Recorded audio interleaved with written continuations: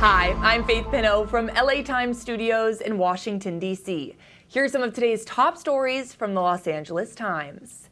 California students are finally clawing back from pandemic learning loss as state test scores are on the rise for the second year in a row, with Compton and LA Unified showing some of the strongest gains in the state.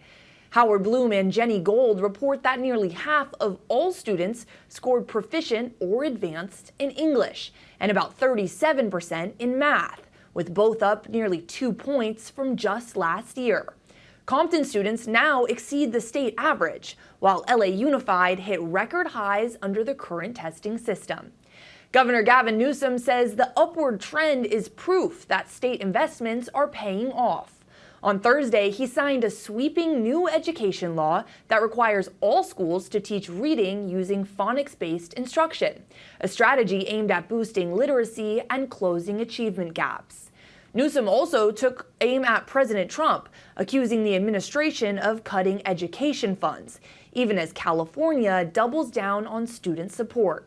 Despite the progress, scores still trail pre-pandemic levels, and state leaders say the goal now is to turn those small gains into lasting achievement.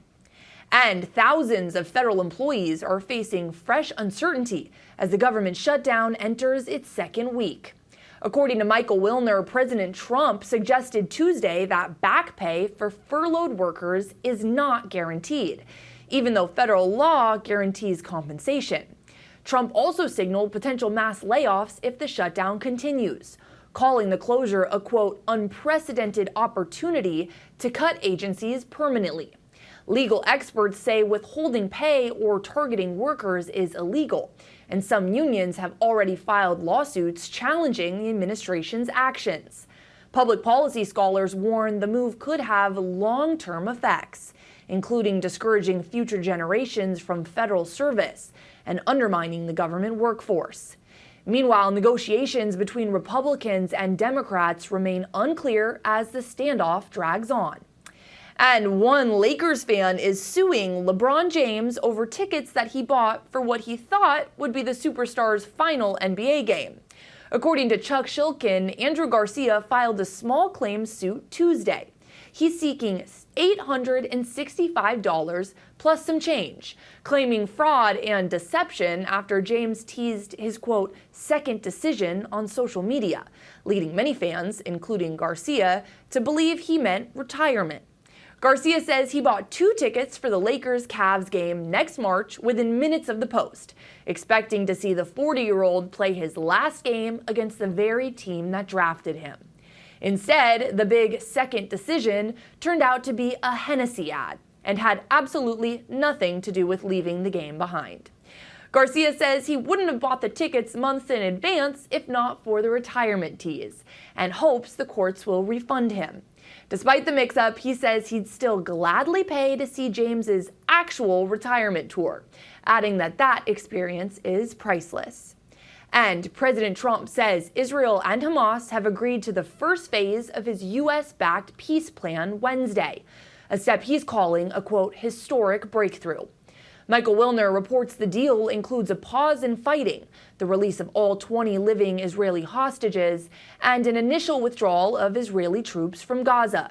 Hamas says the plan will also allow humanitarian aid to flow in and include the return of Palestinian prisoners.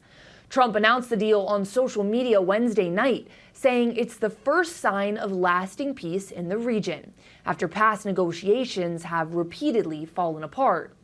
The deal comes 2 years after the war began, when Hamas attacked Israel on October 7th, killing some 1,200 people. Since then, devastation in the region has continued. According to Gaza's health ministry, more than 67,000 Palestinians have died during the conflict. Negotiators from Israel, Hamas, Qatar, and the U.S. are meeting in Egypt this week, with Trump expected to travel to the region this weekend in the hopes of pushing this deal across the finish line. And LA County could soon declare a state of emergency over the Trump administration's immigration crackdown. According to Clara Harder, the declaration would give the county new power to help those affected by detainments and deportations. The County Board of Supervisors voted 4-1 on the issue this week. Supervisor Lindsay Horvath, who authored the motion, says the move is needed to protect thousands of families who, due to the uptick in ICE raids, are at risk of eviction and economic hardship. The declaration would clear the way for an eviction moratorium, where families that lost income due to deportations wouldn't lose their homes, and could also fast-track hiring tenant support programs. Board Chair Catherine Barger cast the only no vote, warning the measure could trigger lawsuits and unfairly burden landlords who are forced to absorb the costs. County staff say legal challenges are likely, noting the county's COVID-era moratorium drew multiple lawsuits. They also warn the policy could expose tenants' immigration status in the courts. Still, supporters say the action is necessary as ICE raids intensify across the region, spreading fear and destabilizing communities, with the board expected to vote on the emergency declaration on October 14th. That's it for now. To read these stories and more, be sure to subscribe to the LA Times.